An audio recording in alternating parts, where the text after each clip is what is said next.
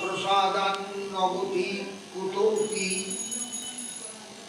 ध्यायं स्तुवं तस्य यशस्त्रीसङ्गं वन्दे गुरुश्रीचरणारविन्दम् अजानुलम्बितभुजौ कनकावदातौ संकीर्तनैकपितरौ कमलायताक्षौ विश्वम्भरौ द्विजवरौ युगधर्मपालौ वन्दे जगत्प्रियकरौ करुणावतारौ बर्हाप्रियाभिरामं मृगमदतिलकं कुण्डलाक्रान्तगण्डं कञ्जाक्षं कौमुकण्ठं स्मितो शुभमुखं स्वाधरिन्नस्तो वेणु श्यामं शान्तं त्रिभङ्गं रविकर वसनं भूषितं वैजयन्ता वन्दे वृन्दावनस्थं युवती शतवृतं ब्रह्म गोपालो वेशं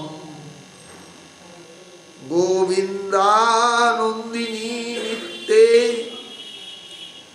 गोविन्द प्रीतिवल्लभे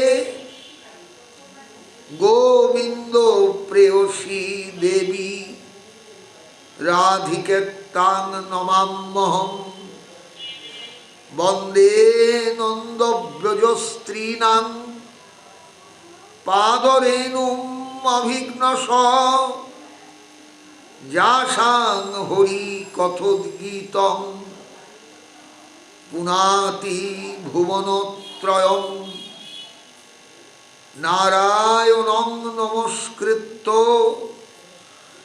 नरं चैव नरोत्तमं देवीं सरस्वतीं व्यासं ततो जयमुदीरयेत्। नमो धर्माय महते नमः वेधसे ब्राह्मणेभ्यो नमस्कृत्य धर्मान् वक्षे सनातनान् वाञ्छाकल्पतरुभ्यश्च कृपा सिन्धुभ्येव च पतितानां पावनेभ्यो वैष्णवेभ्यो नमो नमः। वृन्दावै तुलसी देव्यै प्रियायै केशवस्य च विष्णु भक्ति प्रदे देवी सत्यवत्यै नमो नमः। तुलसी काननं यत्र यत्र पद्मवनानि च पुराणो पठनं यत्र तत्र सन्निहितो हरि तत्रैव गंगा यमुना च तत्र गोदावरी सिंधु सरस्वती च षड्वानि तीर्थानि वसन्ति तत्र यत्राच्युतोदारो कथा प्रसंग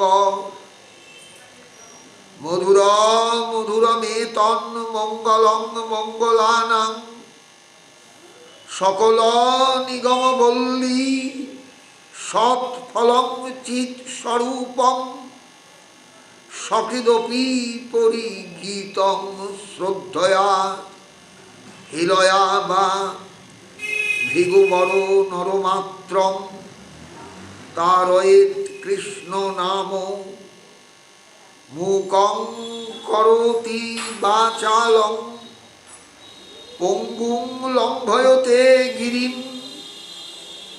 যৎকৃপা তমহং বন্দে পরমানন্দ মাধবম।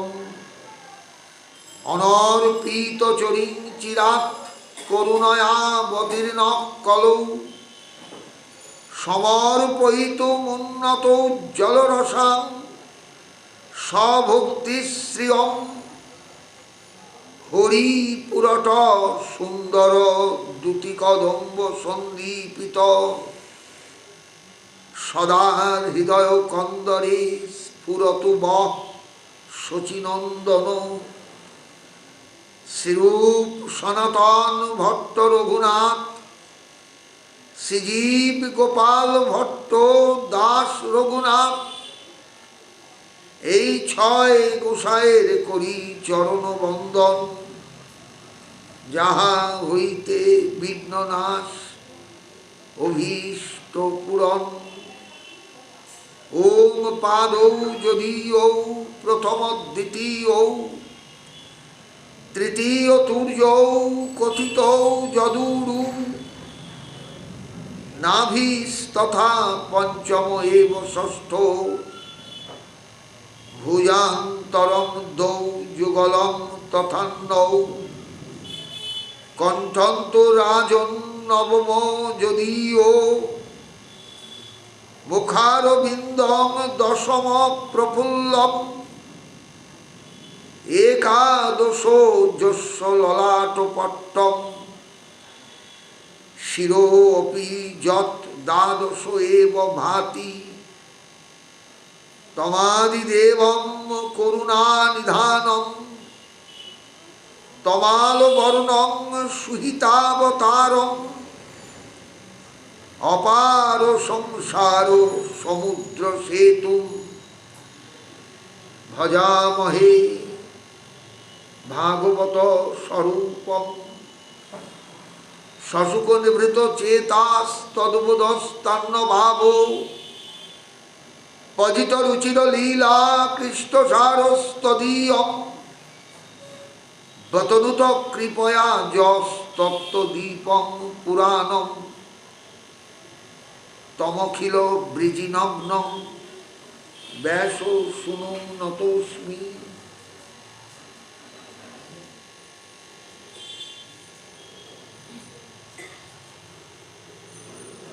গঙ্গা তীরে প্রায় ভূমিষ্ঠ শ্রীমন মহারাজ পরীক্ষিতকে লক্ষ্য করে ভাগবত পরমহংস চূড়ামণি আচার্য বরেণ্য শিল শ্রীযুক্ত সুখদেব গোস্বামীচরণ শ্রীমদ্ ভাগবতী কথা কীর্তন করছেন। পরবর্তীকালে কলিযুগের সূচনা পর্বে শ্রী নৈমিষারণ্যে শৌনকাদি 60,000 ঋষিকে লক্ষ্য করে পরম ভাগবত শ্রী সুত গোস্বামীপাদ সেই শ্রীমদ্ ভাগবতী কথা পুনরায় কীর্তন করে শ্রবণ করিয়ে চলেছেন। প্রসঙ্গক্রমে শ্রীমদ্ ভাগবতের শ্রী সপ্তম স্কন্ধের 12 অধ্যায়ে ব্রহ্মর্ষিপাদ শ্রী সুখদেব মহারাজ পরীক্ষিতের নিকট রাজার দিক থেকে কোনো প্রশ্ন না থাকলেও আগের যে প্রশ্ন সেই প্রশ্নকে অনুসরণ করেই তিনি ব্রহ্মচর্য গার্হস্থ বানপ্রস্থ সন্ন্যাস ব্রাহ্মণ ক্ষত্রিয় বৈশ্য শূদ্র এই 4টে বর্ণ এবং 4টে আশ্রমের যে ধর্ম। কারণ রাজার প্রশ্ন ছিল যুধিষ্ঠিরের সনাতন ধর্ম সম্পর্কে কিছু বলুন। সনাতন ধর্ম মানে শুধু ব্রাহ্মণের নয়, সকলে ভারতবর্ষের আপামর জনসাধারণের যে ধর্মজীবন, যদি তারা সেই ধর্মজীবন অনুসরণ করতে চায় তাহলে যেভাবে করবে সকলে বিভিন্ন ক্লাসিফিকেশন যেমন ছিল এখনও সেই ক্লাসিফিকেশন আছে। ভারতবর্ষ একটা ক্লাসিফিকেশন মেনে চলে। এর সূচনা হয়েছিল এই বর্ণ ধর্ম মানে গুণধর্ম থেকে, অর্থাৎ কোনো মানুষ সত্যগুণময়, কোনো মানুষ রজগুণময়, কোনো মানুষ তমগুণময়। অতএব ম্যান টু ম্যান ভ্যারি করবেই। একটা মানুষের সঙ্গে আর একটা মানুষের চারিত্রিক বৈষম্য হবে, আচারে বৈষম্য হবে, কথাবার্তায় বৈষম্য হবে। বৈষম্যের কারণই হলো এই গুণধর্মের প্রভাব। আর জগৎটাই হলো বৈষম্যই হলো এর মূল। সৃষ্টির মধ্যে বৈষম্য আছে, তার কারণ সৃষ্টিটার মধ্যে গুণধর্ম কাজ করে সর্বদা। গুণময়ী প্রকৃতি তার গুণধর্ম দিয়ে সৃষ্টিটাকে ধরে রেখেছেন, সৃষ্টিটাকে বেঁধে রেখে দিয়েছেন। সৃষ্টিটা সেইভাবেই চলছে এবং জগতে যে আসে সে গুণধর্মের প্রভাবকে সম্পূর্ণরূপে স্বীকার করেই তবে জগতে আসতে বাধ্য হয় বা আসে। সুতরাং গুণধর্মটাকে বুঝতে হয় খুব ভালো করে। গীতার যে গুণত্রয় বিভাগ ও যোগ, এটা খুব সাংঘাতিক গুরুত্বপূর্ণ। প্রত্যেককে এটা বুঝতে হয় খুব ভালো করে যে যা কিছু জগতে বৈষম্য, যা কিছু জগতে এলোমেলো, এই এলোমেলোটা কিন্তু গুণধর্মের জন্য। গুণধর্মটা সকলের মধ্যে কাজ করে। আমরা সবাই গুণধর্মের অধীন, যে যেখানেই থাকি না কেন, যে যেভাবেই সংসার প্রতিপালন করি না কেন, যে যেভাবেই চলি না কেন। আমি দেখেছি এমন বাড়িতে একবারে যথেচ্ছ মাছ মাংস খাওয়ার ব্যবহার, কিন্তু একটা ছেলে তার মধ্যে মানুষ হচ্ছে, সে বলে আমি ছোটোবেলা থেকে ছেলেটা মাছ মাংস ছোঁয় না। এরকম বহু বাড়ি দেখা যায়, খায় না। বলে কারণ কি? এত মাছ মাংস যেখানে ছড়াছড়ি, বাচ্চাটা খায় না কেন? তাকে খাওয়ানোর চেষ্টা করা হয় না, খেলে বমি করে। আমি দেখেছি এরকম পরিষ্কার। তাই এটা কেন, কি করে হলো? ওই মা বাবার পেটে এলো, মায়ের পেটে এলো, ওই বাবার ঔরসে জন্ম হলো, বাবা মাছ মাংস খাচ্ছে, মা খাচ্ছে, ছেলেটা খাচ্ছে না কেন? তেমন এমন একটা গুণধর্ম নিয়ে সে এসেছে যেখানে তার এই সমস্ত আহার্যের রুচি নেই। অর্থাৎ এটা পূর্ব জীবনের একটা প্রতিফলন তার প্রথমেই দেখা যায়। কারণ সেই গুণধর্মটা কাজ করছে, তার মধ্যে একটা সপ্তগুণের প্রভাব কাজ করছে, যার জন্য তার আহার সম্পর্কেও সে কিন্তু ভীষণ একটা নির্দিষ্ট নিজের ব্যাপার নিয়ে চলে। এটা কিন্তু জগতে একটু খেয়াল করলেই দেখতে পাবেন, মানুষে কত বিভাজন, কত কিছু। তো ঘটনাই হচ্ছে যে এইগুলো কিন্তু আমরা সবসময় খেয়াল করি না, কিন্তু গুণধর্ম আছে এবং গুণধর্মের ব্যবহার আছে, কার্যকারিতা আছে, সব আছে। আমি গতদিন যেহেতু শিবরাত্রির উপর একটু কথা বলেছিলাম, সেই জন্য আমি এই প্রসঙ্গে যাইনি। আমাদের দ্বাদশ অধ্যায় কিন্তু শুরু হয়ে গিয়েছিলেন, আলোচনা আরম্ভ হয়ে গিয়েছিল। আমি সেই দ্বাদশ অধ্যায় থেকেই আবার শুরু করছি যাত্রা। কারণ কালকে আমি ছিলাম না, আগামীকালও আবার থাকবো না। আগামীকাল আমার একটু দূরে যেতে হবে, আবার বীরভূমের সদর শহরে। সেই কারণেই কালকে থাকতে পারবো না। কালকেও রাসবিহারী আলোচনা করবে। রাসবিহারী একটু তৈরি হোক, এটা আমি চাই, খুব প্রয়োজন আছে। মন্দির চালাতে গেলে যেমন আরতিটা শিখতে হয়, মন্দির চালাতে গেলে পুজো পাঠ শিখতে হয়, মন্দির চালাতে গেলে ভক্তের সঙ্গে ওঠা বসা শিখতে হয়, তেমনি পাঠটাও একটু দরকার আছে শেখার।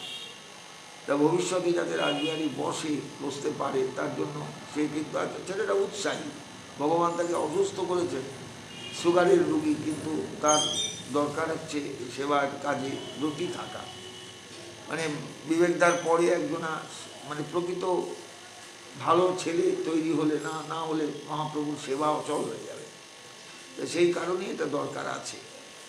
আমরা গতদিন যে জায়গা থেকে শুরু করেছিলাম যাত্রা, মানে এই অধ্যায়টা একটু আরম্ভ হয়েছিলেন, নারদ উত্তর দিচ্ছেন। যুধিষ্ঠিরের কোনো প্রশ্ন এখানে নেই, কারণ যুধিষ্ঠির আগেই বলেছেন আমি আপনার শ্রীমুখ থেকে আমি সনাতন ধর্ম সম্পর্কে জানতে চাই। সনাতন ধর্ম কথাটা একটা ব্যাপক কথা, বিরাট বিরাট। আর সেই বিরাট আলোচনাতেই নারদ ঢুকে গিয়েছে। ঢুকে গিয়ে এইবার ব্রহ্মচারী, জ্যোতি, বানপ্রস্থী, সন্ন্যাসী প্রত্যেকের পৃথক পৃথক আচরণ, পৃথক পৃথক তাদের ধর্মজীবন পালন সবই কিন্তু বলে যাচ্ছেন এক এক করে। শ্রী নারদও বাচন, দেবর্ষী নারদ বলছেন রাজস্ব যজ্ঞ সভায়। নিশ্চয়ই মনে আছে সকলে যে আলোচনাটা বহুদিন আগে, পরীক্ষিতের মৃত্যুর অনেক আগে। তখন পরীক্ষিত কোথায়?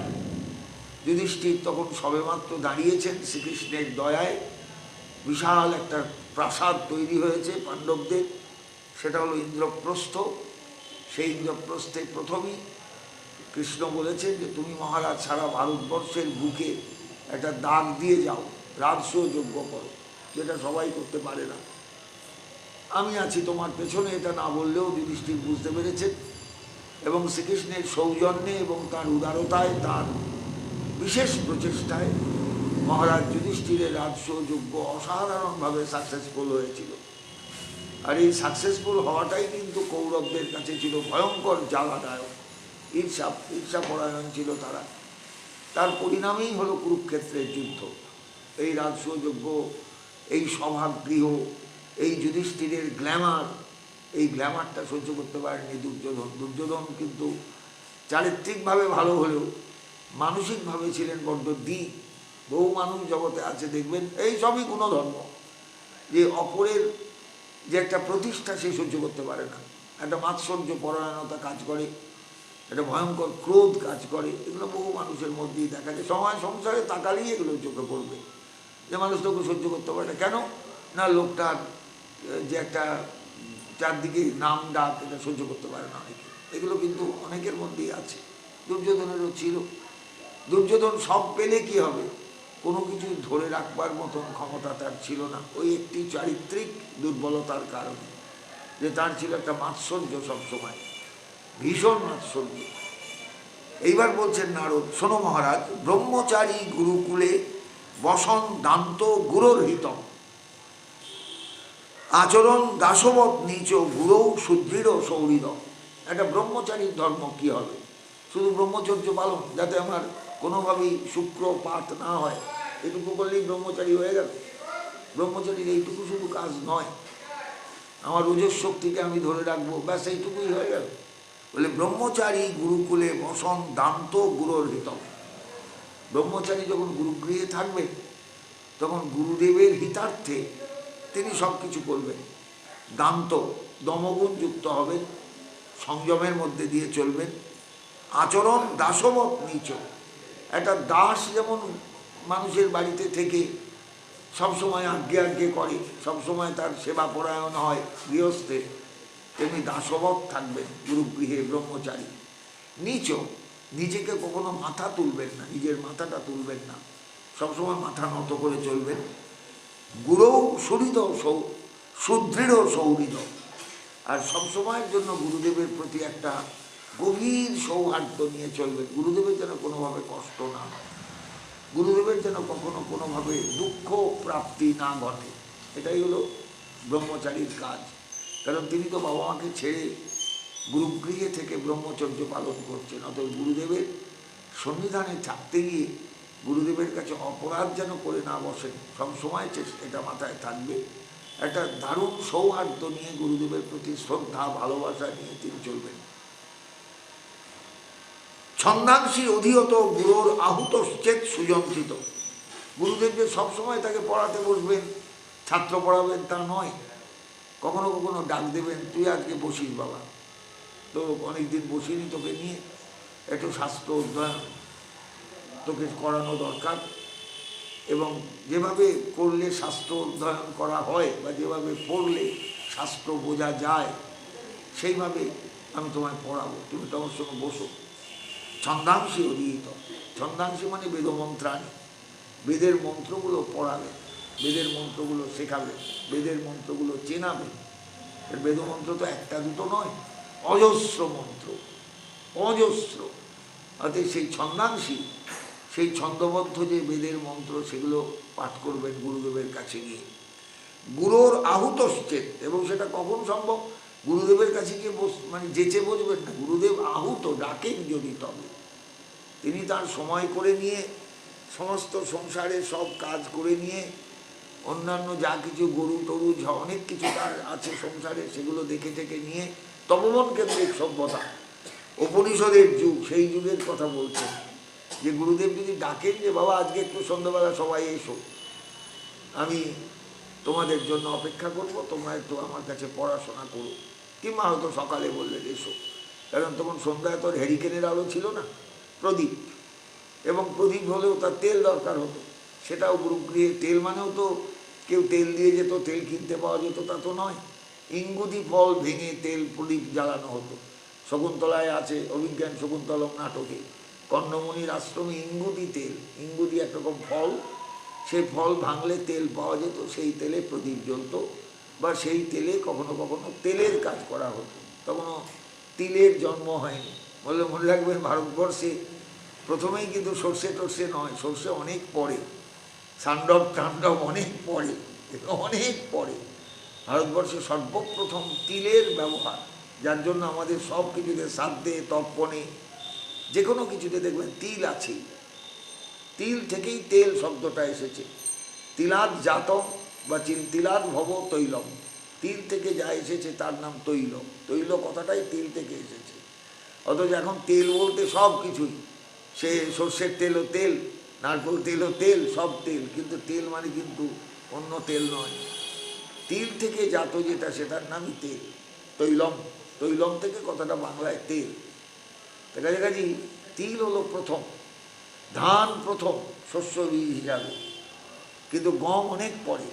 এর জন্য বেদে কোথাও গোধূম কথা পাওয়া যায় না। গমের সংস্কৃত নামই হলো গোধূম, কিন্তু গোধূম কথাটা বেদে খুব একটা প্রাচীন বেদের মধ্যে গোধূম নেই। ধান আছে।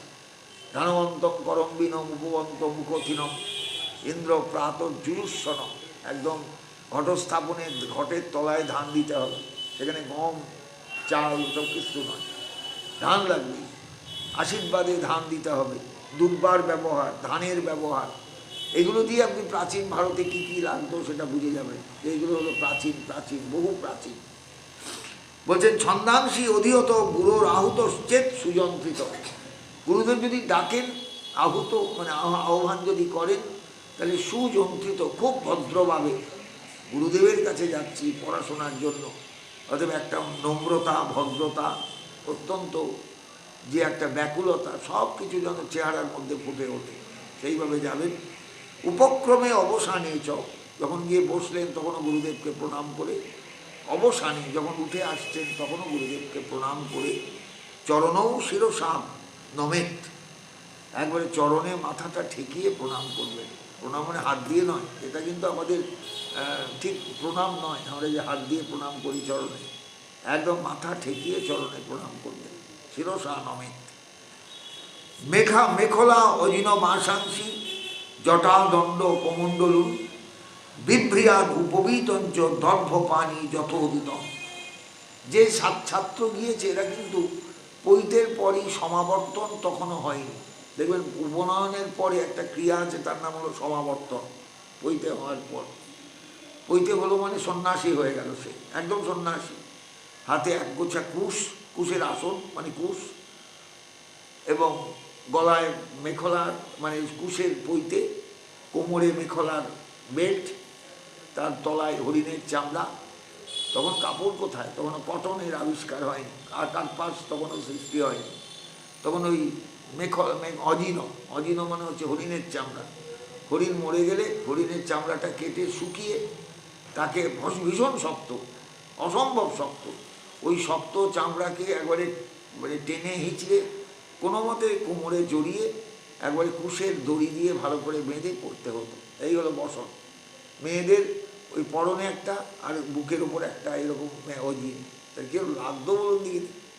আজকে আমরা একবারে চরম আরামে সবাই কাপড় চোপড় পরছি, তখন মেয়েরাও পরতো, ওই পিঠটা বুকটা ঢাকতো শুধু হরিণের চামড়া দিয়ে, ভাবাই যাবে না এগুলো। তারপরে বলকলের গাছের ছাল, সেও তো শক্ত, মারাত্মক শক্ত। অজিন বলকল এগুলো ধীরে ধীরে পড়া হতো তখন, মানে পরিধেয় বসন। বলছেন মেখলা অজিন বাসাংশী, বাসাংশী একবারে বাস মানে দেহের মানে পরিধানের কাপড় চোপড়। অজিন বাসাংশী মানেই হলো, অজিন মানে হলো হরিণের চামড়া, তারই বসন। জটা দণ্ড কমণ্ডল, ছাত্রের হাতে থাকবে, মাথায় থাকবে জটা, হাতে থাকবে দণ্ড, কারণ তখনও সমাবর্তন হয়নি, সে গুরুগৃহ থেকে বিদায় নিয়ে সংসারে ঢোকেনি, তখন সে সন্ন্যাসী। এই অবস্থায় হাতে একটা কমণ্ডলু থাকবে, জটা থাকবে, দণ্ড থাকবে, দণ্ড। বিভ্রিয়াদ উপবীতঞ্চ, গলায় থাকবে পৈতে, তাও কটনের নয়, সুতোর পৈতে আর কি যেমন পড়ছে, এটা তখনও চালু হয়নি। তখন সব কুশের পৈতে, কুশকে পাকিয়ে পাকিয়ে পাকিয়ে পাকিয়ে ত্রিদণ্ডী করে ঘাড়ের ওপর রাখতে হতো।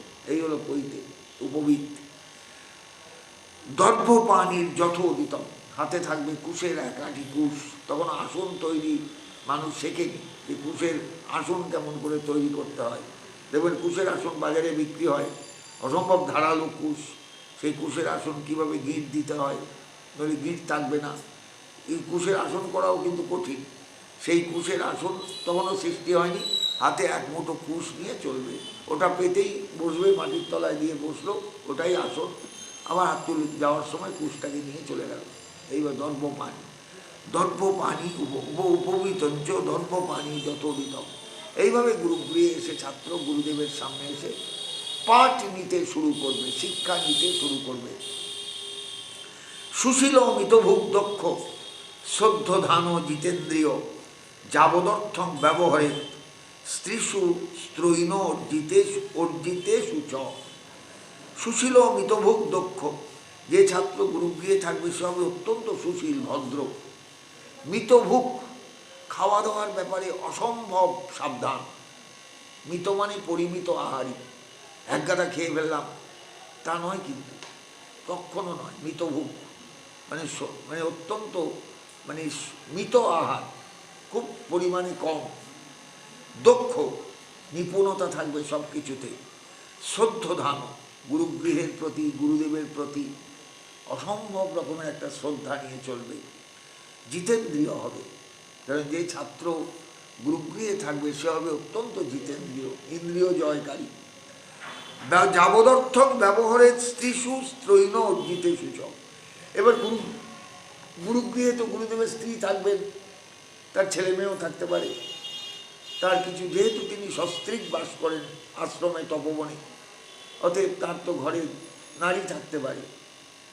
যে ছাত্র আসবে সেই ঘরে স্ত্রীর সঙ্গে সে কিন্তু গল্প করতে বসে যাবে না, বা তার মেয়ে থাকলেও গল্প করতে বসে যাবে না। হ্যাঁ, যাবদর্থক ব্যবহারে, যেটুকু প্রয়োজন সেই প্রয়োজনটুকুর জন্য কথা বলতে পারবে, তার বেশি কিন্তু নয়।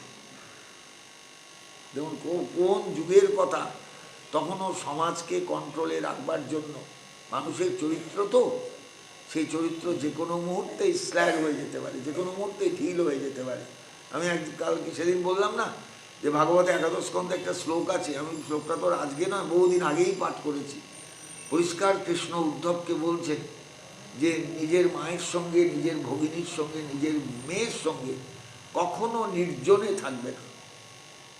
পরিষ্কার বলা আছে, গোবিন্দ নিজে বলছে উদ্ধবকে যে নিজের মায়ের সঙ্গে, নিজের ভগিনীর সঙ্গে, নিজের কন্যার সঙ্গে কখনো নির্জনে কখনো থাকবে না বেশিক্ষণ সময়।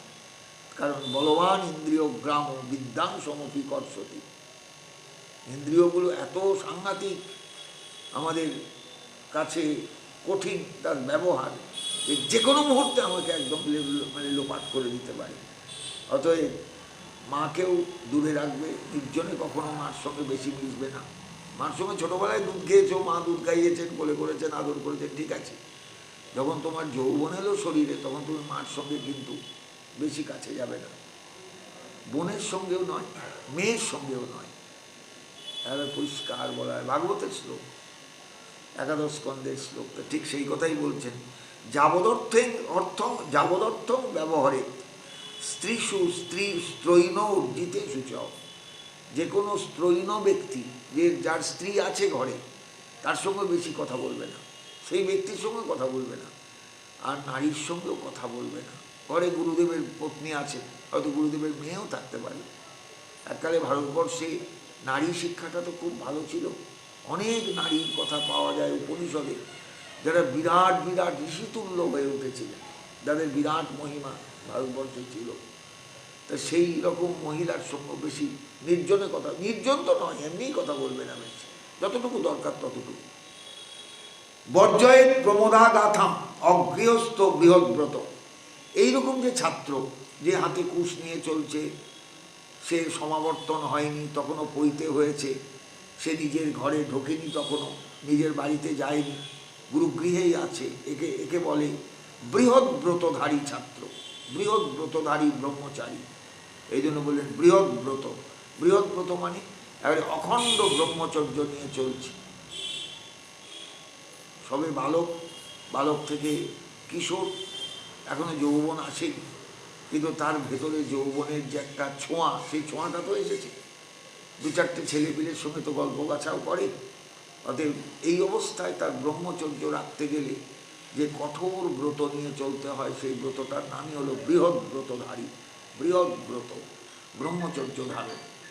বলছেন বর্জয়ের প্রমোদা গাথা, নারী বিষয়ক কোনো আলাপ করবে না কখনো, এটাকে বর্জন করবে। ন অগৃহস্থ, এই যে ব্রহ্মচারী গুরুগৃহে এসে বাস করছে, গুরুদেবের কাছে বেদ পড়ছে, এ তো অগৃহস্থ, এ তো গৃহী নয়। অতএব এখনও তার গৃহধর্ম আসতে অনেক দেরি। অতএব সে অত্যন্ত সাবধানতার সঙ্গে নারী বর্জিত আলাপ করবে। সেখানে কোনো কথার মধ্যে নারীর কথা আসবে না, কারণ সে বৃহৎ ব্রতধারী। অতএব বৃহৎ ব্রত তাকে মেনে চলতে হবে। বৃহৎ ব্রত যাতে অখণ্ডিত থাকে, যেন খণ্ড হয়ে না যায়, ভেঙে না যায়, নষ্ট না হয়ে যায়। ইন্দ্রিয়ানি প্রমাথিনী হরন্তপি যতের মন। কেন বলছি জানো মহারাজ? ইন্দ্রিয়গুলো আমাদের অসম্ভব শক্তিশালী। আমরা ইন্দ্রিয়গুলোকে কন্ট্রোল করতে পারি না, নিয়ন্ত্রণ করতে পারি না। প্রমাথিনী, ভীষণ আমাদের কষ্ট দেয়। হরন্তপি যতের মন, মন জ্যোতির্মনকে পর্যন্ত হরণ করে এই ইন্দ্রিয়গুলো। মানুষ তো তা কথা, সাধারণ মানুষ কোথায়? যারা বড় বড় জ্যোতি, বড় বড় সাধক, তারাও কিন্তু ইন্দ্রিয়গণের ভয়ঙ্কর যে একটা সবলতা, সেই সবলতার কাছে হেরে যান। কিছুতেই ইন্দ্রিয়কে কন্ট্রোলে রাখতে পারেন না। অতএব সাবধান। ব্রহ্মচারীরও আচরণ হবে অত্যন্ত সংযত, যাতে কোনোভাবেই ইন্দ্রিয়গুলো কোনো ফাঁক ফোকর না পায়, যাতে চারিত্রিক অধঃপতন হয়ে যায়। কেশব প্রসাধন মর্দন স্নপন অভ্যঞ্জনাদিকম গুরু স্ত্রীভির যুবতীভি কারয়েত ন আত্মন যুবা। এবার দেখুন কি সুন্দর প্র্যাকটিক্যাল জায়গাগুলো। একটা বাচ্চা ছেলে পৈতে হওয়ার পরই গুরুগৃহে এসেছে, আসতেই পারে পড়াশোনা করবার জন্য। তার বয়স কত? 7 বছর, 8 বছর, 9 বছর, একবার ফুলের মতন শিশু। আমার মনে আছে স্কুলে যখন ক্লাস 5-এ ক্লাসটার প্রথম দিকে, আমার প্রায় 5-এ ক্লাস খুব থাকতো, ছোট্ট ছোট্ট ছেলেগুলো আসতো, কি সুন্দর ফুটফুটে দেখতে, জড়িয়ে ধরে আদর করতে ইচ্ছা করতো। খুব স্বাভাবিক, শিশুর মধ্যে একটা স্বর্গীয় ছাপ আছে, ভালো লাগে। আমি এখন বুঝি এগুলো যে কী সে ভারতবর্ষ কত গভীরে চিন্তা করেছে। এমন এই সমস্ত ছাত্ররা এলো গুরুগৃহে, একটা বাচ্চা ছেলে একদম টুকটুক করছে, এবারে ফর্সা, অত সুন্দর দেখতে, মাথায় ঝাঁকড়া ঝাঁকড়া চুল, তার মধ্যে জটা বাঁধা, এই অবস্থায় এসেছে। পরনে ওই অজিন, ওই হরিণের চামড়া। কষ্ট হয় দেখলে যে এই বাচ্চাটা হরিণের চামড়া কীভাবে পরনে পরে রেখেছে, মানে পরবার মতো নয় তো, শক্ত তো, ভীষণ শক্ত। আমরা নরম কাপড়ই এখন পরতে পারি না, তখন মানুষ হরিণের চামড়া পরত।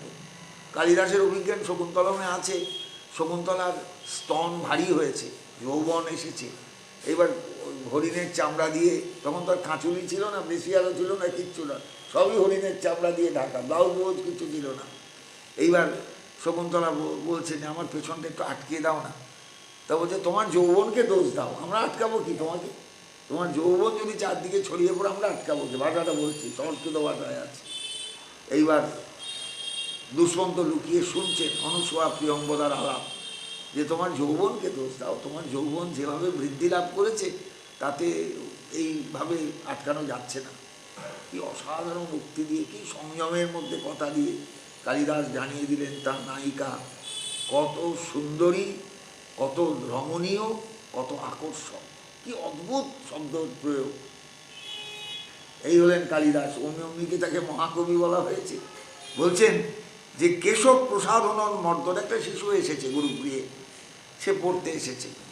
এইবার গুরুপত্নীর বড্ড ইচ্ছা, হয়তো তার সন্তান হয়নি, হতে পারে, কিংবা হয়তো সন্তান হয়ে মারা গেছে, হতে পারে, অনেক কিছু হতে পারে।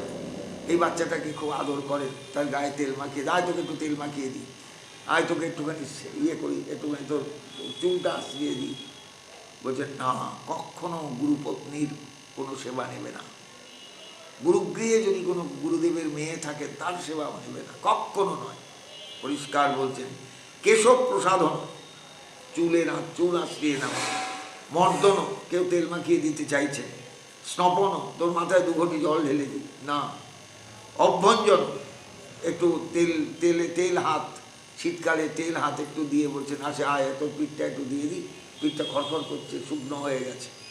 এই যে ব্যাপারগুলো, হয়তো গুরুপত্নী চাইছেন বাচ্চাটাকে একটু সেবা করতে, সেই মায়ের মনের দিকে তাকিয়ে, মায়ের হৃদয় নিয়ে।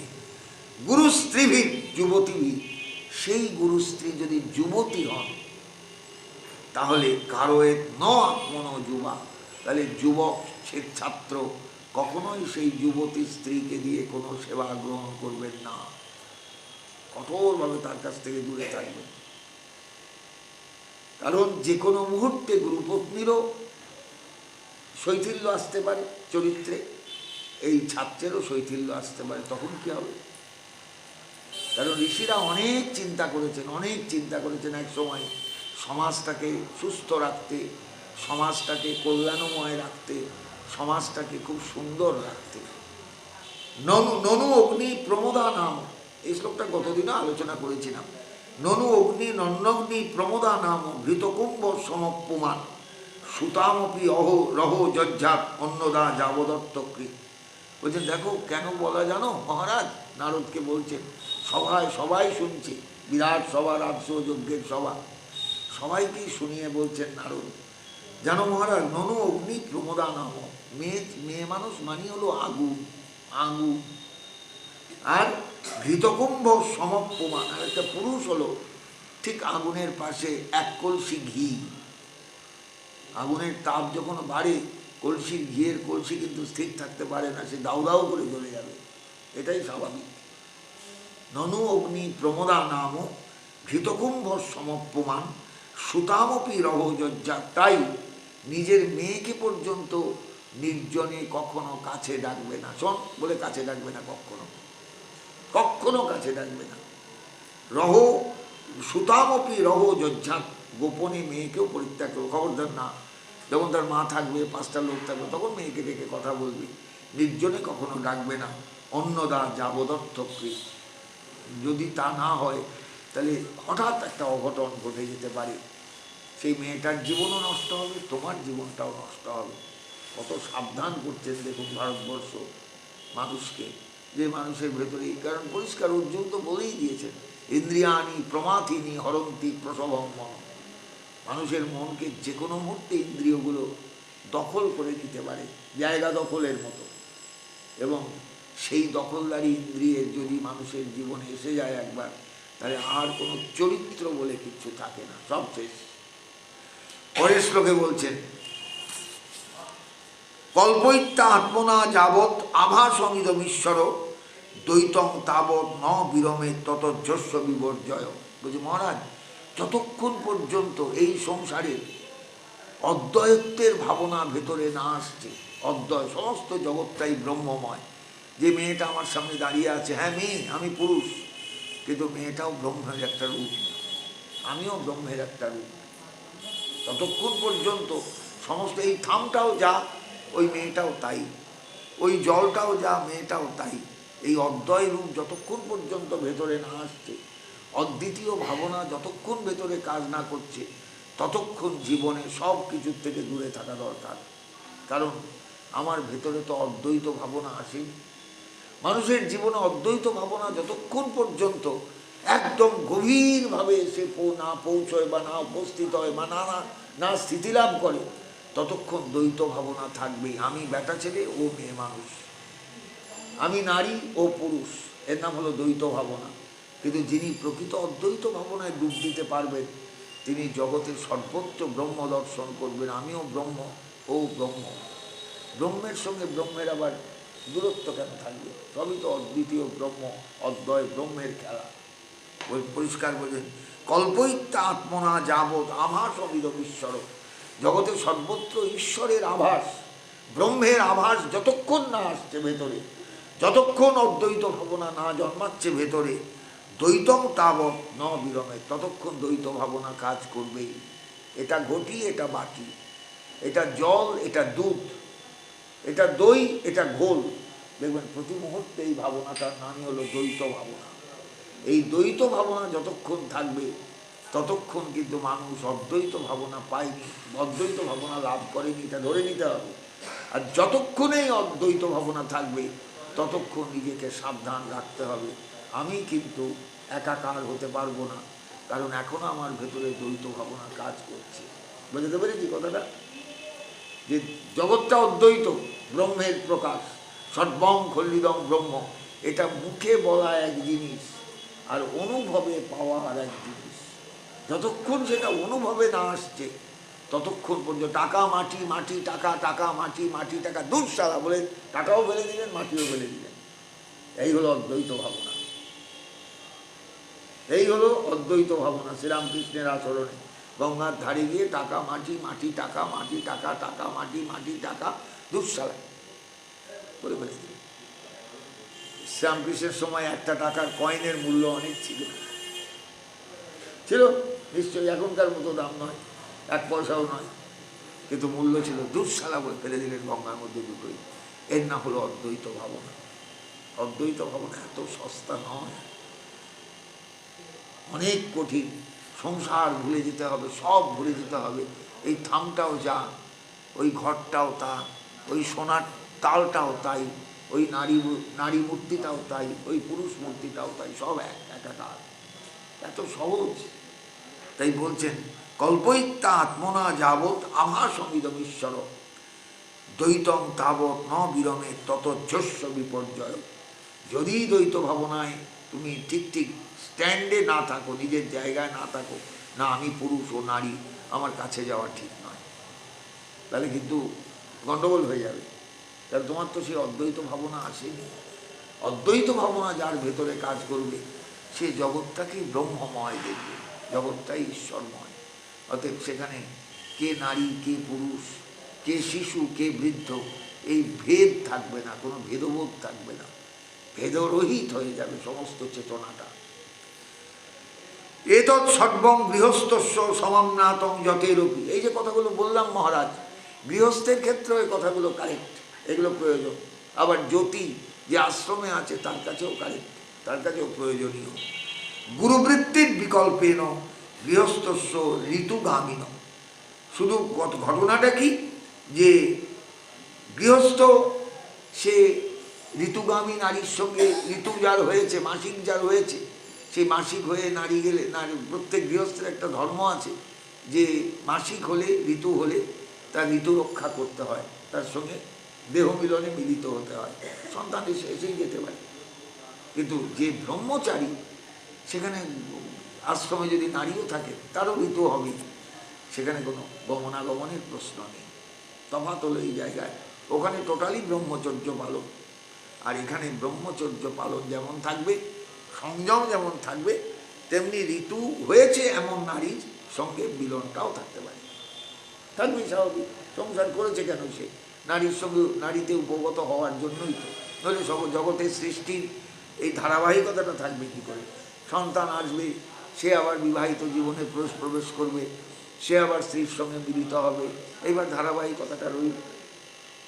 কিরকম সুন্দর হয়ে দিচ্ছে, বলছেন পরিষ্কার বলছেন যে এতৎ সর্বং গৃহস্থস্য সমাম্নাত। এই যে কথাগুলো বলা হলো, এটা গৃহস্থের ক্ষেত্রেও প্রযোজ্য, যতের একজন সন্ন্যাসীর পক্ষে প্রযোজ্য। কেবল সন্ন্যাসীর তফাৎ কি, তিনি যেহেতু সংসার ছেড়ে দিয়েছেন, অতএব স্ত্রীকে নিয়ে যখন আছেন তখন স্ত্রীর জায়গায় আছেন, তার সঙ্গে দেহ মিলনের কোনো প্রশ্নই নেই। কিন্তু গৃহস্থের কিন্তু একটা দেহ মিলনের প্রশ্ন আছে। কেন না? ঋতুগামী। প্রত্যেক গৃহস্থের স্ত্রীর ঋতু রক্ষাটা একান্ত কর্তব্য। এইবার ধীরে ধীরে শ্রীরামকৃষ্ণ বলছেন, বয়স হয়ে গেলে ঠিক ভাই বোন যেমন থাকে, সেমনি স্ত্রীর সঙ্গে বাস করবি ঘরে। দেখে কথামৃতের মধ্যে বলা আছে।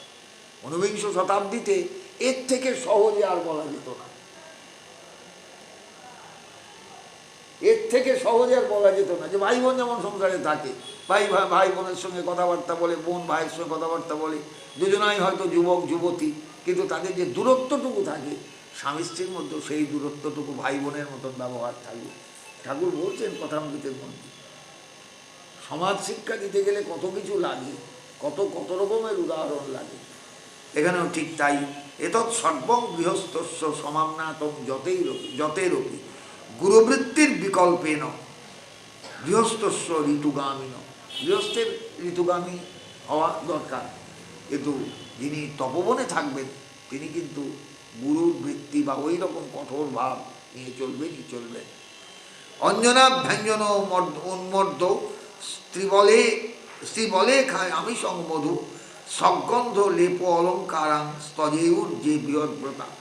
যারা ব্রহ্মচর্য পালন করবেন গুরুগৃহে গিয়ে, তারা কখনোই কাজল এগুলো ব্যবহার করবেন না। অভ্যঞ্জন, কোনো বিশেষ কোনো গন্ধ তেল গায়ে মাখবেন না, কোনো রকমের কোনো সাজগোজ থাকবে না, আমিষ খাবেন না, মধু খাবেন না, গলায় মালা পরবেন না, গন্ধদ্রব্য ধারণ করবেন না, কোনো কিছু লেপন করবেন না গায়ে যা দিয়ে গন্ধ ছড়ায়, গন্ধ বেরোয়, পারফিউম যাকে বলে আজকের ভাষায়, হক টক হেনা তেনা 7-17 এগুলো খবরদার ব্যবহার করবেন না। তো যেই যে বৃহৎ ব্রতা যারা ব্রতধারী হবেন, ব্রহ্মচর্য পালন করবেন, তারা কঠোরভাবে জীবনের রুক্ষতাকে মেনে নেবেন, কখনো জীবনের বন্ধকে গ্রহণ করবেন না। জীবন দূরে, আমরা কিন্তু দূরে। এই জন্য ভারতবর্ষের তপবন কেন্দ্রিক সভ্যতার একটা আলাদা গুরুত্ব আছে এখনও পৃথিবীর মানুষের কাছে, যে একসময় ভারতের তপবনে এইরকম শিক্ষা দেওয়া হতো। এই পর্যন্ত রাখলাম আজকে। আগামীকাল আমি থাকবো না। এবার আরম্ভ করছে যে কি করবে, ভোরবেলা উঠবে, গুরুদেবের সঙ্গে প্রণাম করবে, গুরুদেবকে এবার দৈনিক ব্যবহার। এটা হলো জেনারেল বক্তব্য হয়ে গেল। এরপরের বক্তব্য প্রত্যেকের পার্টিকুলার নিজস্ব, সকাল থেকে উঠে সন্ধ্যা পর্যন্ত কি করবেন, এগুলো খুব জানা দরকার, যে ভারতবর্ষটা কেমনভাবে চলতো এক সময়। জয় নিতাই, জয় গৌর সুন্দর, জয় গৌর ভক্তবৃন্দ। ওম দেহ তক্তা সুদুস্তজ সুরেপ্সিত রাজ্যলক্ষ্মীম ধর্মিষ্ঠ আর্য বচসা যদগাধরণ্যম মায়াম মৃগম দ্বৈতয়েপ্সিত মন্নধাবৎ বন্দে মহাপুরুষতে চরণারবিন্দম ধ্যেয়ম সদা পরিভবগ্ন অভীষ্টদোহম তীর্থাস্পদম শিববিরিঞ্চি নূতম শরণ্যম ভৃত্তার্থিহম প্রণতপাল ভবাব্দিপোতম বন্দে মহাপুরুষতে চরণারবিন্দম।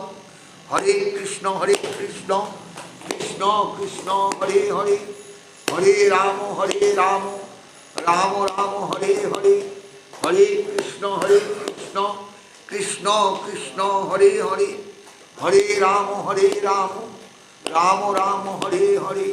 নিতাই গৌর সীতানাথ গদাধর শিবাস প্রেমানন্দে। হরি হরি বল, হরি হরি বল, হরি হরি বল।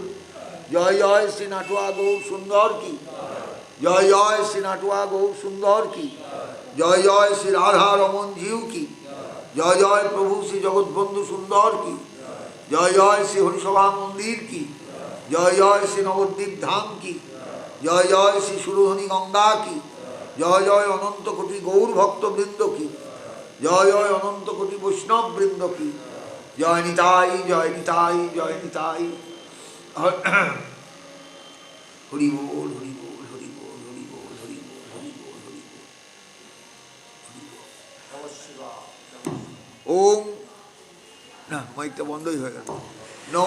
নমস্তুভ্যং বিরূপাক্ষ নমস্তে দিব্যচক্ষুষে নমো পিনাক হস্তায় বজ্রহস্তায় বৈ নমো, নমো ত্রিশূল হস্তায় দণ্ডপাশাশি পানয়ে, নমো ত্রৈলোক্যনাথায় ভূতানাং পতয়ে নমো, মানেশ্বরায় নরকারণবতারণায় করুণাময় গুণসাগরায় কর্পূর কুন্দ ধবলেন্দু জটাধরায় দারিদ্র দুঃখ দহনায় নমঃ শিবায়, নমঃ শিবায়, নমঃ শিবায়।